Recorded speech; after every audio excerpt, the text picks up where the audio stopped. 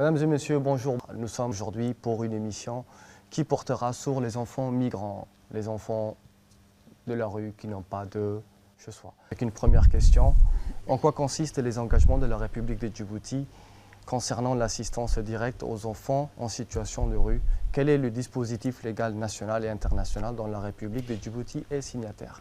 Je laisse Madame la ministre. Avant de répondre directement à la question que vous me posez, je souhaiterais quand même rappeler et préciser que toutes les conventions internationales ont été, concernant la protection des enfants et des femmes, ont été ratifiées par la République de Djibouti.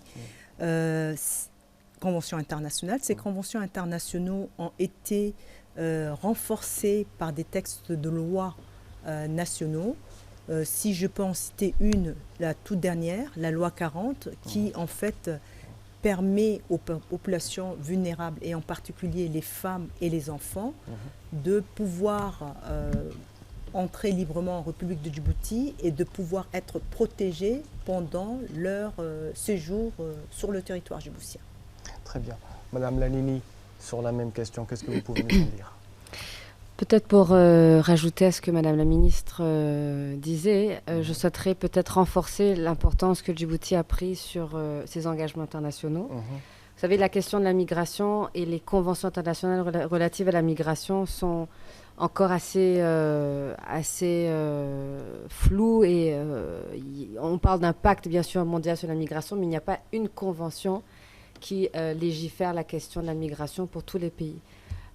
Donc chaque État, en fonction de ses problématiques, développe des cadres légaux qui ont pour but, bien sûr, de gérer la question. Et je souhaiterais souligner, la République de Djibouti a fait énormément de pas en avant pour une protection beaucoup plus accrue dans le cadre légal du pays.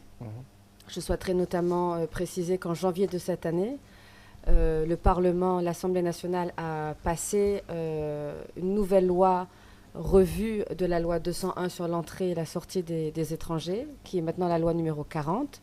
Et cette loi numéro 40 a pour but principalement de mieux protéger des personnes en situation de vulnérabilité. On parle certainement des enfants, on parle des personnes victimes de trafic ou de traite, on parle des femmes vulnérables. Toute vulnérabilité est protégée par cette loi. Peu importe si c'est un étranger ou pas, cette personne aura la protection. Et la République de Djibouti garantit cette protection à tout étranger. Donc c'est vraiment un cadre qui, je dois dire, n'existe pas dans beaucoup de pays et qu'on doit saluer les efforts de la République sur cette question. Il y a aussi le Code pour la protection des mineurs qu'on est en train de scruter et de voir un peu dans quelle mesure elle s'applique à toute population. Effectivement, elle s'applique à toute population, qu'elle soit djiboutienne ou migrante, et de voir et la contextualiser pour qu'elle soit la plus effective possible pour une population étrangère mineure sur le territoire. Merci. Je répondis sur ma deuxième question. Quelles sont les vulnérabilités auxquelles font face les enfants et surtout les femmes potentielles victimes? Quelle est l'aide fournie par les différents acteurs? On va commencer par M. Francesco.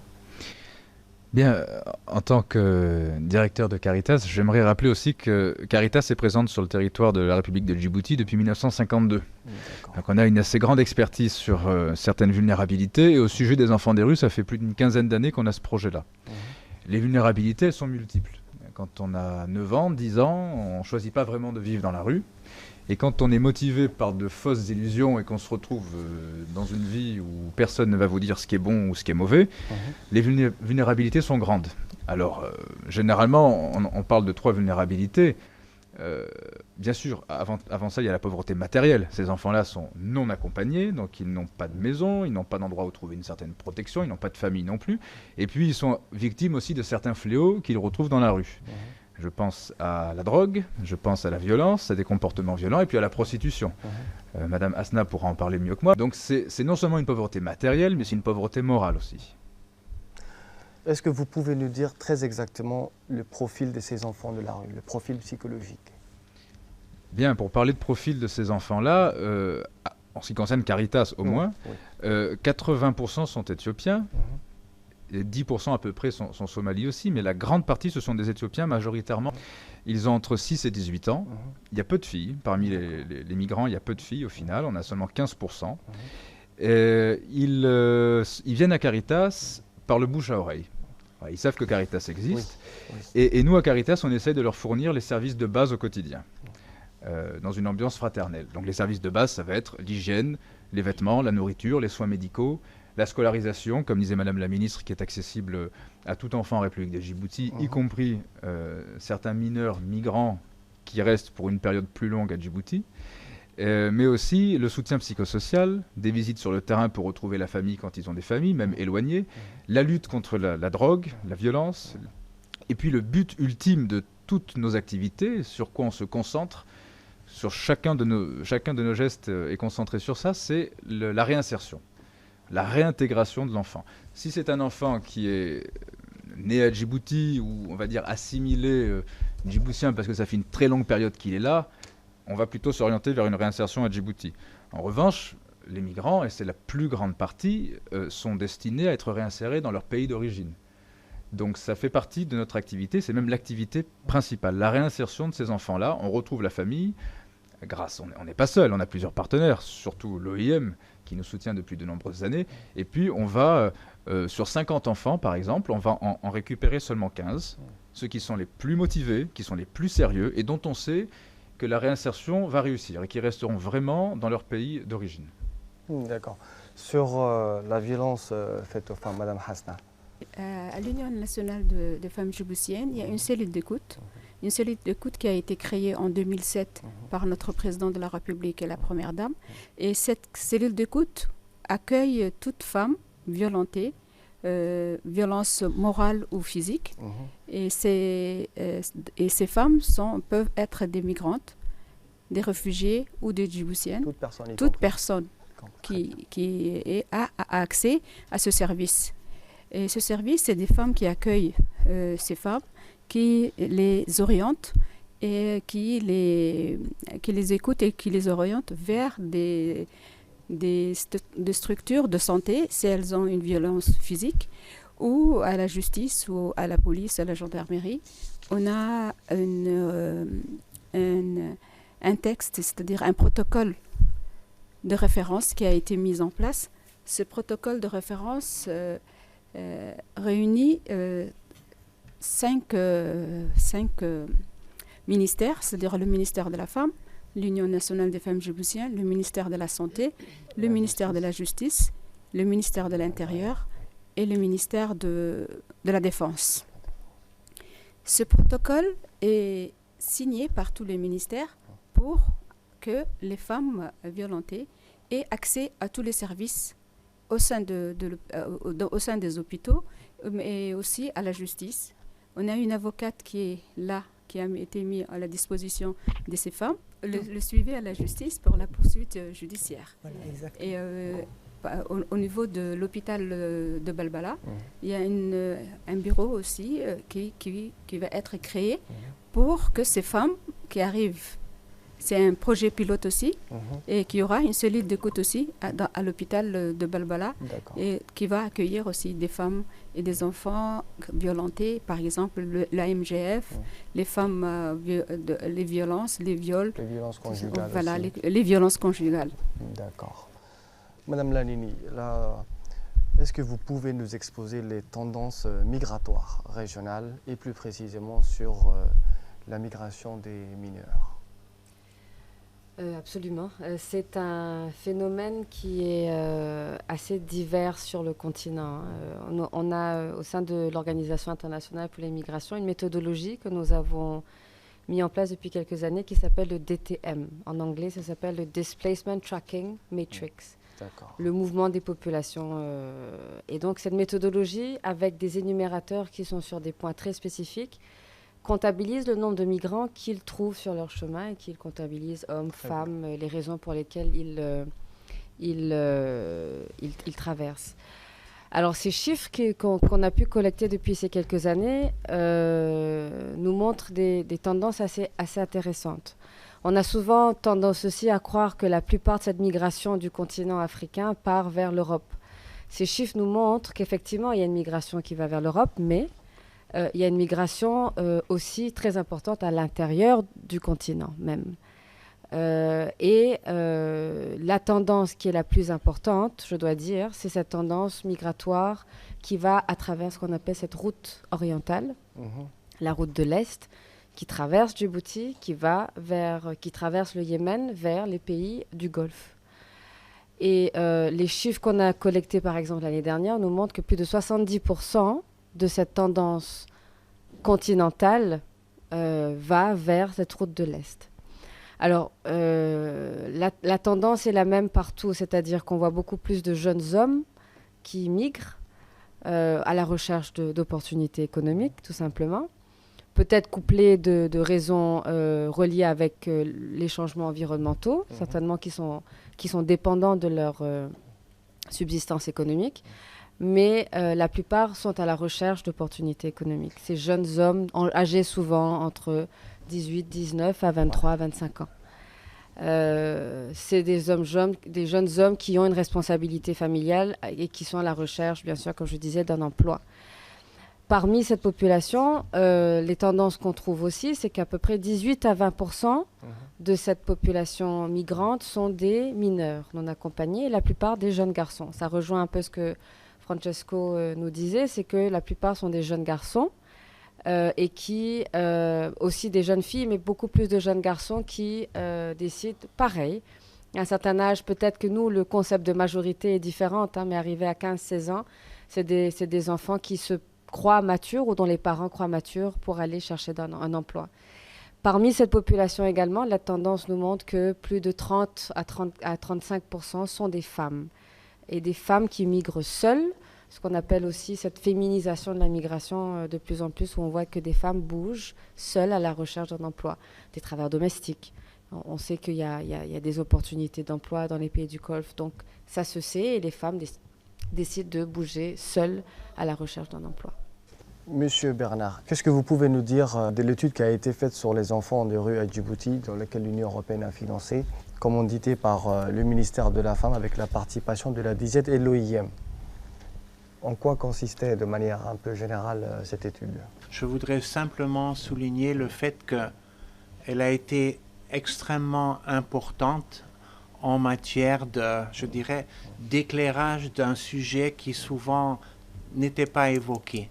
Je voudrais féliciter Madame le ministre pour le courage qu'il a fallu pour mettre à jour ce problème qui concerne bien sûr les migrants qui vivent à Djibouti.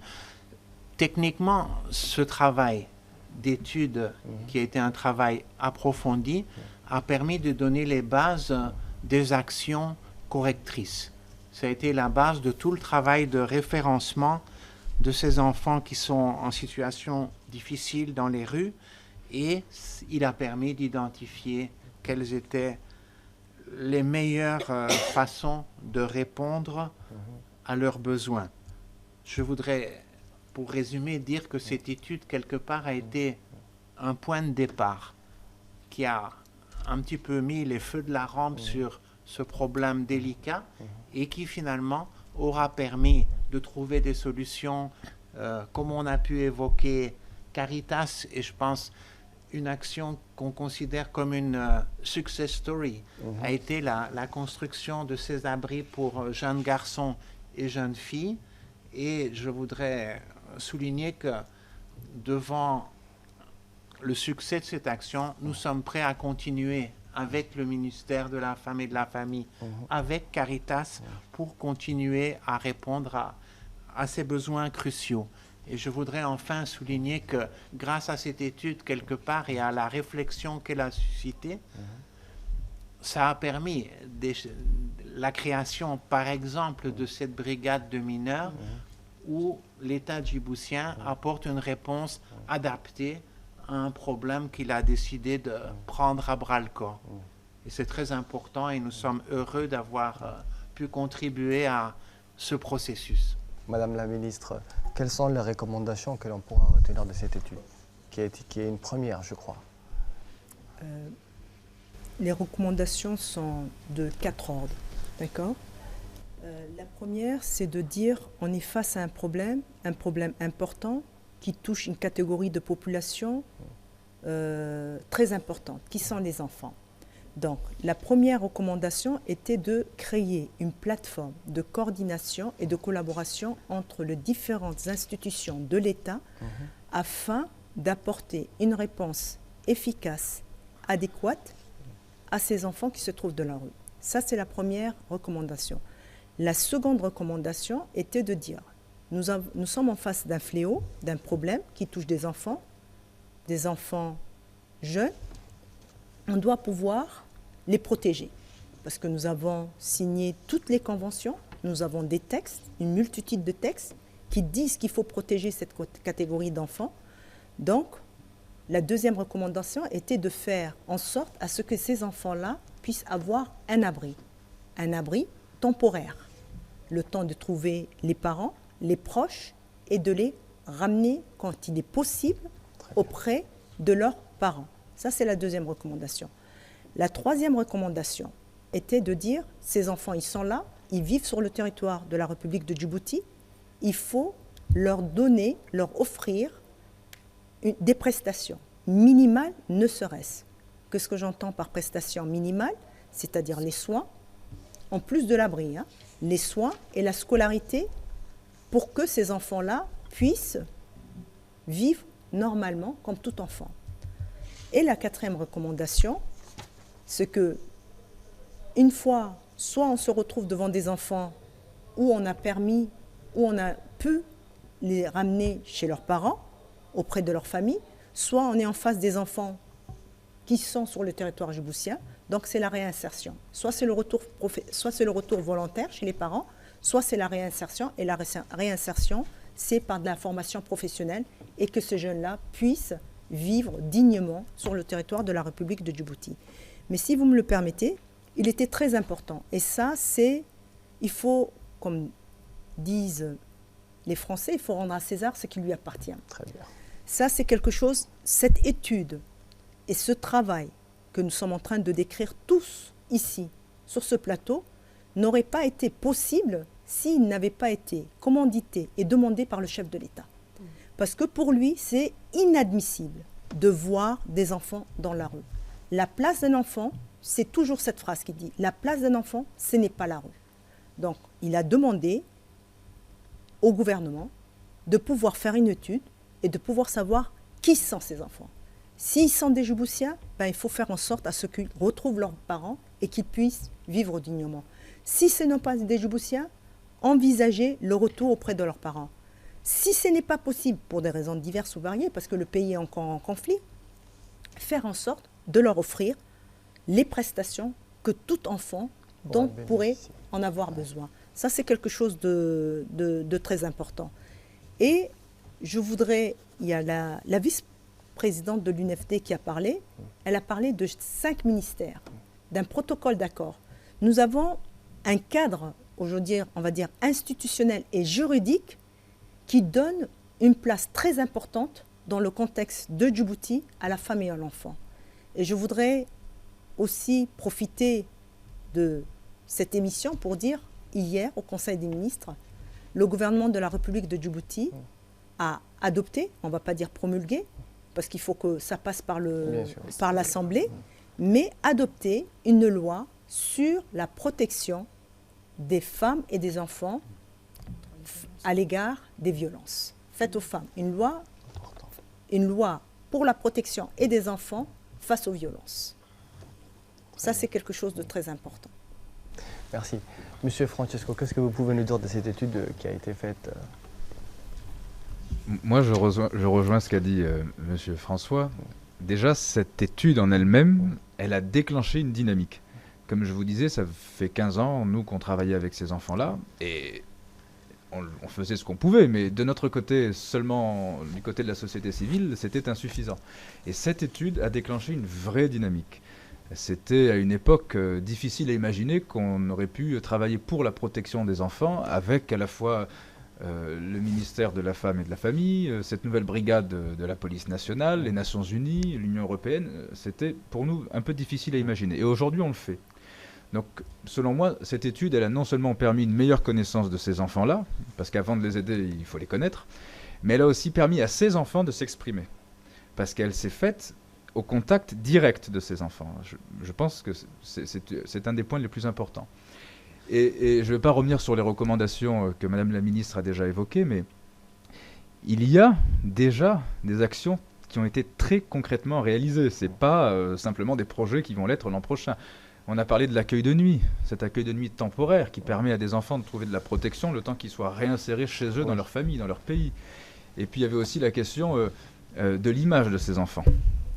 Beaucoup de gens ne comprenaient pas qui étaient ces enfants. Et face à l'inconnu, face à l'ignorance, on n'a pas toujours un comportement ni de la part de l'enfant lui-même, ni de la part de la population haute, ni de la part même de la société civile. Donc ça a permis une meilleure connaissance de chacun. Bon, l'avant-dernière question. Quel est l'avantage de la coopération bilatérale et régionale en matière de la population mobile, plus précisément les enfants et les femmes vulnérables? Elle est importante, cette coopération, parce qu'aujourd'hui, nous vivons dans un monde où la migration est en train de prendre des proportions très importantes. On est tous, je ne pense pas qu'il existe très rare des pays qui ne sont pas touchés par ce fléau de migration. Donc, nous devons, en tant que pays, en tant que responsables, être touchés par cette question et surtout avoir une approche et une vision commune. Donc, l'importance de la coopération bilatérale, à mon sens, devrait être le fait d'avoir cette vision et cette démarche pour gérer ce problème de flux migratoire commun, de manière, une vision commune. Si on n'a pas cette vision commune pour la coopération bilatérale, je pense qu'on ne se rend pas service, mais on ne rend pas service non plus aux populations qu'on souhaiterait aider. Effectivement, elle est importante, on le sent. L'Union européenne sera bien placée, le représentant, le chef de coopération de l'Union européenne est bien placé et sera bien placé pour dire combien il est important. Si on a besoin de travailler ensemble, de résoudre un problème ensemble, bon, il est important qu'on puisse avoir une stratégie, une vision et une démarche commune. Pour moi, je mettrais l'importance de cette coopération bilatérale, c'est la vision et la démarche et une stratégie commune pour pouvoir répondre à ce problème qui est un fléau, je pense, qui touche pas mal de pays dans le monde. Madame Lalini. Je rejoins un peu ce que la ministre disait.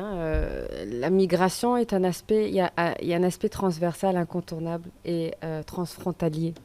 Donc il n'y a pas un pays qui peut dire « je vais gérer la question de la migration seul ». Ce sont des personnes étrangères qui sont chez vous avec des besoins spécifiques, certes, mais il y a toujours une composante qui est étrangère au pays, à la souveraineté de l'État même.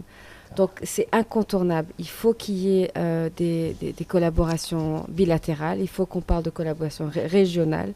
Et encore une fois, peut-être souligner ce que la République de Djibouti fait. Nous avons cette année organisé une consultation bilatérale avec un des pays qui est le plus concerné par cette question dans la région de la Corne de l'Afrique et de l'Afrique de l'Est.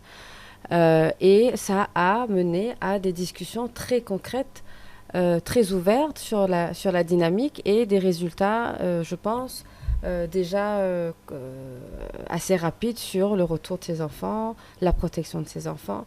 Donc ramener à la même table deux pays ensemble pour discuter de ce phénomène a été, juste dans le contexte de la question des enfants et de ces deux pays concernés, a été déjà... ont mené déjà des actions très concrètes pour la protection de ces enfants. C'est incontournable. On ne peut pas aujourd'hui discuter de la migration sans intervenir un pays avec un autre ou plusieurs pays qui sont impliqués dans la question. Et enfin, une dernière question. Comment s'organise le retour volontaire dans les pays d'origine? Je voulais également insister sur un des aspects évoqués par Madame le ministre en ce qui concerne la coopération. L'essentiel, c'est d'avoir cette vision partagée.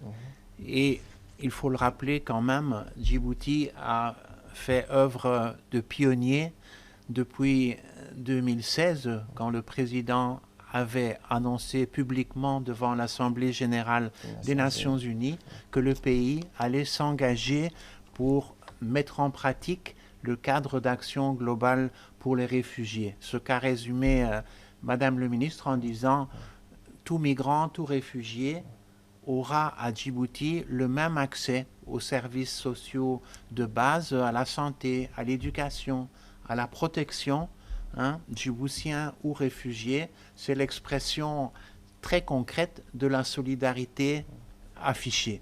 Je pense que c'est très important parce que c'est aussi ça qui a été le facteur déclenchant pour l'Union européenne pour engager sur le Fonds fiduciaire d'urgence 2 grands projets en appui à la politique mise en pratique par le gouvernement de Djibouti.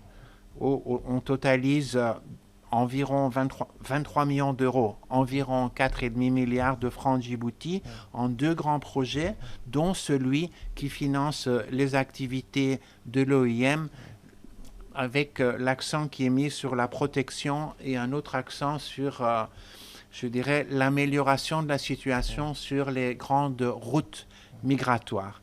Je pense que c'est extrêmement important et nous continuons aussi avec le Haut Commissariat aux réfugiés pour appuyer la politique nationale qui consistera à offrir les possibilités d'éducation dans les écoles djiboutiennes, de même que nous allons continuer à travailler avec le ministère de la Santé et nous travaillons également avec le ministère des Affaires sociales et de la Solidarité pour, je dirais, développer le fait qu'on ne fait plus de différence.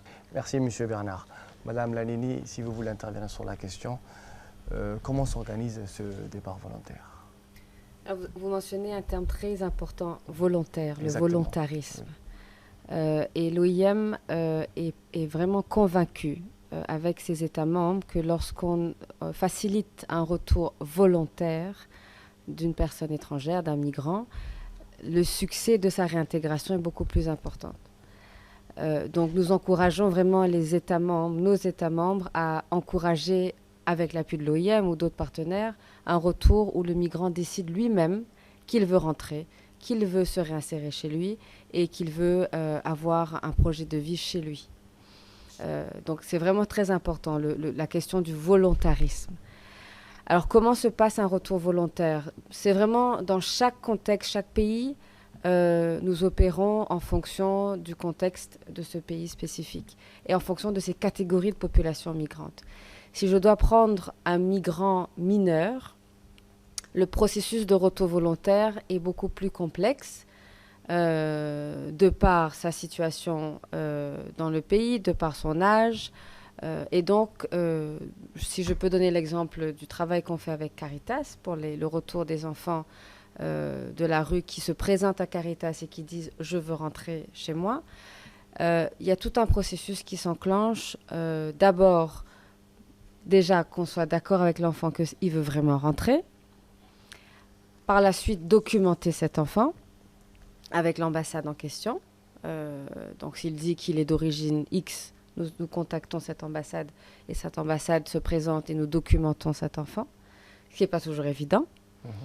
Nous essayons de retrouver la famille, qui est encore moins évident, parce que souvent ces enfants ont perdu contact avec les parents, ont peut-être pas de parents ou n'ont pas le numéro de téléphone.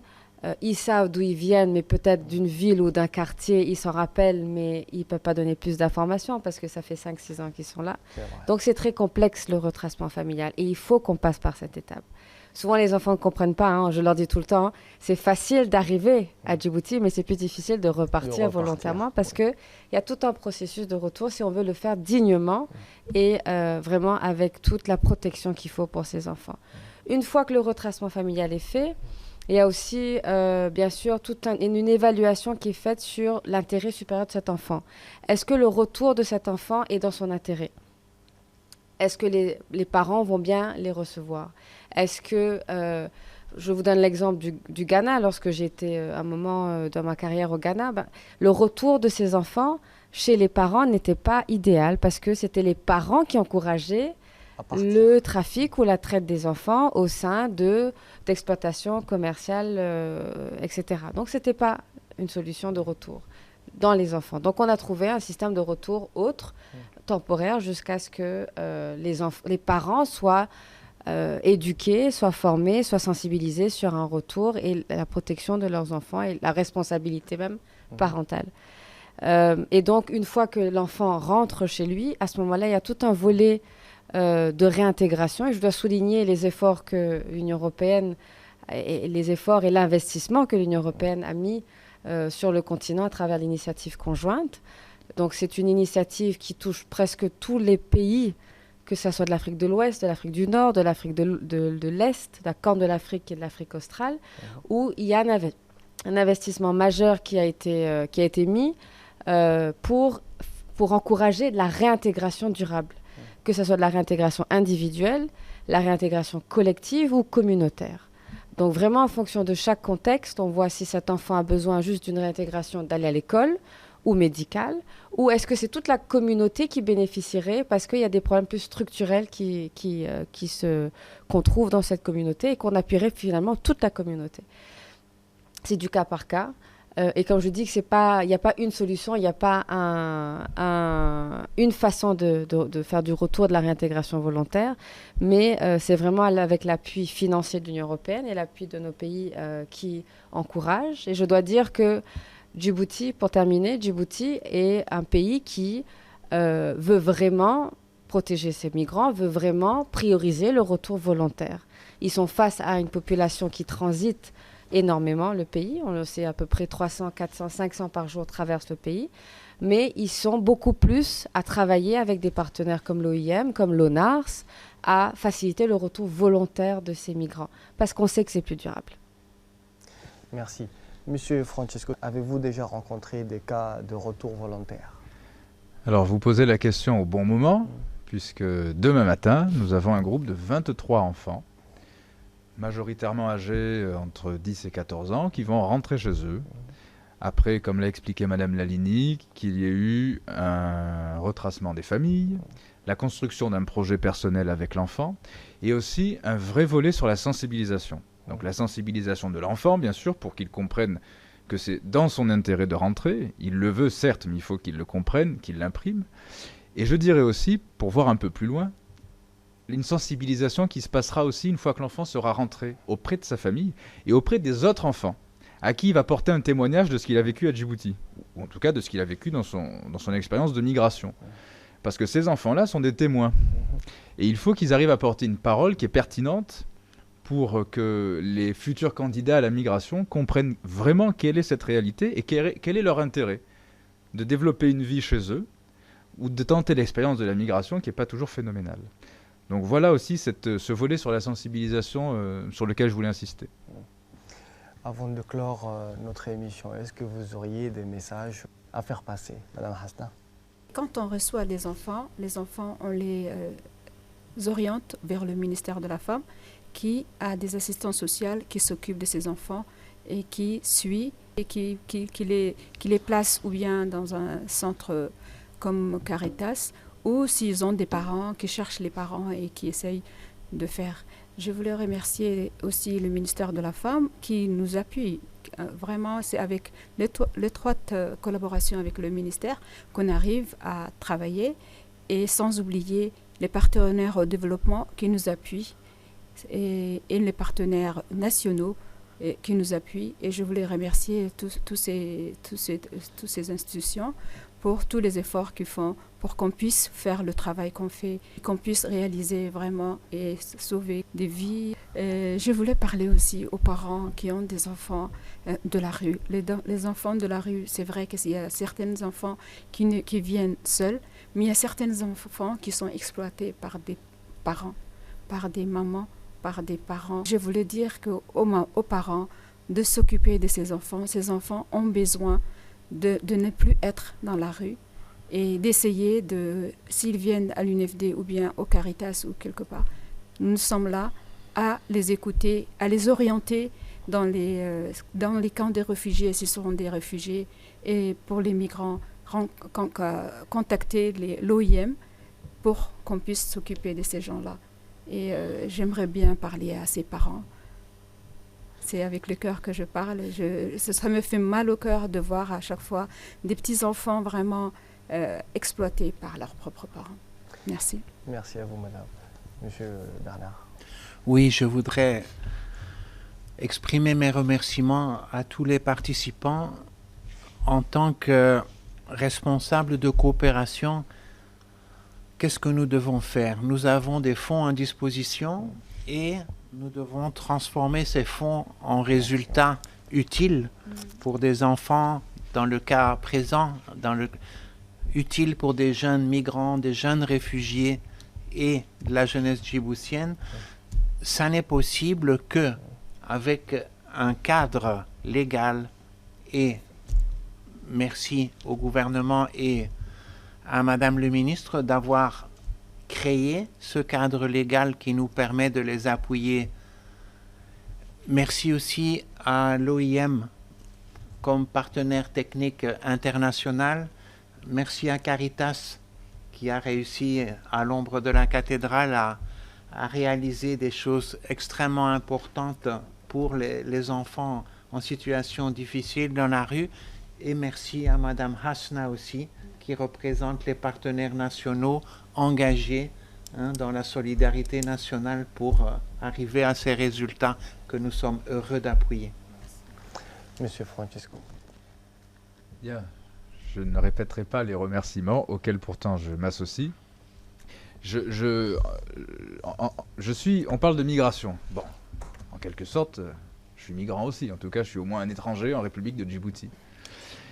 Et quand je vois la volonté politique dont parlait Madame la Ministre, qui est la sienne et qui est aussi en premier lieu celle du chef de l'État, et quand je vois les efforts qui sont faits, et quand on voit comment est Djibouti dans la région, qui n'est pas non plus le plus grand pays, qui n'est pas non plus capable d'absorber des centaines de milliers de personnes, et qui pourtant ouvre les portes et fait preuve d'une volonté d'accueillir toute personne, migrants ou réfugiés, en essayant de leur accorder les services de base, en tout cas les services qu'un humain accorderait volontiers à son prochain s'il le voyait devant sa porte. Je suis admiratif.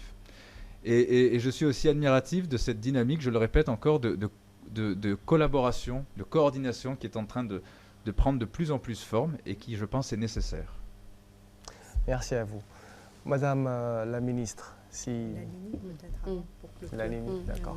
Madame Lanini, si vous voulez nous dire quelques mots. Je pense que les collègues ont tout dit. J'aimerais souligner que le défi est très important. Les chiffres ne sont pas des petits chiffres. L'impact est important sur le pays. On ne parle pas de 15, 20 personnes. On parle quand même d'une population migrante et réfugiés assez importantes dans un contexte d'un petit pays, d'une petite population, avec ces défis déjà existants. Malgré ces défis, et je pense que Francesco l'a mentionné, je pense qu'il y a une volonté très claire du chef de l'État qui est descendu auprès de tout le cabinet ministériel de se mettre ensemble, de se joindre ensemble pour répondre à cette question. On a parlé de l'étude tout à l'heure, ce n'est pas une étude qui est restée dans un tiroir. L'étude a été très rapidement mise en œuvre avec des actions très concrètes. Et la coordination à ce niveau était clé. Et je pense que si on pense à ces enfants, parce qu'en fait, c'est ces enfants à qui on pense quand on répond à tout ça. On pense à ces enfants qui nous regardent et qui attendent une réponse de notre part. La meilleure chose qui aurait pu arriver, je pense, dans le cadre de cette réponse pour les enfants, c'est cette coordination qui existe. La ministre prend le lead de la femme et de la famille. D'autres ministères sont impliqués. Le ministère de l'Intérieur, bien sûr, comme coordinateur sur la migration, le lead sur la migration. Au sein du ministère de l'Intérieur, nous avons des institutions telles que la police et la brigade des mineurs, l'ONARS, la société civile. Caritas est l'acteur principal quand on parle de la question des enfants aujourd'hui, et comme tu le disais, depuis 15 ans. L'UNFD sur la question des femmes. Nous allons signer très bientôt une collaboration avec l'UNFD pour vraiment renforcer la cellule d'écoute pour les femmes migrantes, et des partenaires de financement et techniques, mais surtout de financement qui vraiment y croient et qui sont prêts à poursuivre les efforts avec l'État djiboutien, dont l'Union européenne. Donc je pense que c'est vraiment la meilleure chose qui peut arriver pour le bienfait de ces enfants, qu'on se mette tous à table et qu'on soit là avec vous aujourd'hui et qu'on discute de ça ensemble et qu'on réponde aux besoins de ces enfants et de leur protection. Voilà. Merci à vous. Et enfin, Madame la ministre. Moi, je voudrais profiter de cette émission pour faire passer un message. Le sujet dont nous parlons, la migration, est quelque chose qu'on souhaite à personne, même à son propre ennemi. Mais malheureusement, il existe. Il existe, il est présent, il touche des personnes. Donc, la République de Djibouti n'a ménagé aucun effort, a mis en place un cadre institutionnel, un cadre juridique, on en a parlé en long en large durant cette émission. Il y a une volonté affichée du gouvernement et à sa tête le chef de l'État pour que toute personne vivant en République de Djibouti puisse vivre dignement. Et la volonté du chef de l'État, c'est que Djibouti devienne un coin du monde où il fait bon y vivre, qu'on soit national ou étranger, migrant ou réfugié. Toute personne a le droit de vivre dignement. Donc en ayant cette vision politique, avec un chef de l'État aussi déterminé, et tout en sachant que nous sommes un tout petit pays, avec un petit pays par rapport aux voisins, je parle, hein, sans ressources, richesses naturelles, mais avec une population très généreuse et des dirigeants très visionnaires. Donc, on doit s'unir. Quand je dis on doit, et là j'adresse le message aux institutions, aux partenaires, nous pourrons arriver aux objectifs que nous fixons en tant qu'État. Nous pouvons avoir la volonté, mais l'appui est nécessaire, la collaboration est nécessaire, la coordination est nécessaire. Et si nous nous mettons tous ensemble nos efforts, je pense qu'on pourra, même si le sujet est très grave, on va dire pas grave, mais si, grave, si nous mettons nos efforts pour trouver des solutions à ce sujet qui est très touchant, on arrivera à aider ces personnes qui n'attendent que ça. Parce que je pense que personne ne quitte chez soi par son propre plaisir. Je pense que tout le monde a envie de vivre chez soi et correctement. Et là, le gouvernement de la République de Djibouti, sans les partenaires, je pense qu'il y arrivera, mais il mettra de temps. Mais si nous mettons nos efforts ensemble, nous conjuguons nos efforts, on arrivera à apporter une réponse appropriée et efficace. L'autre message, je me joins à la vice-présidente de l'UNFD. On n'en a pas assez parlé. On parle de migrants, de vulnérabilité, mais la migration, la vulnérabilité ou le problème de manière générale, quand il touche un homme ou quand il touche une femme et un enfant, il est différent. Les femmes et les enfants sont plus exposés. Ce n'est pas que les hommes sont moins exposés, mais les femmes et les enfants sont plus exposés.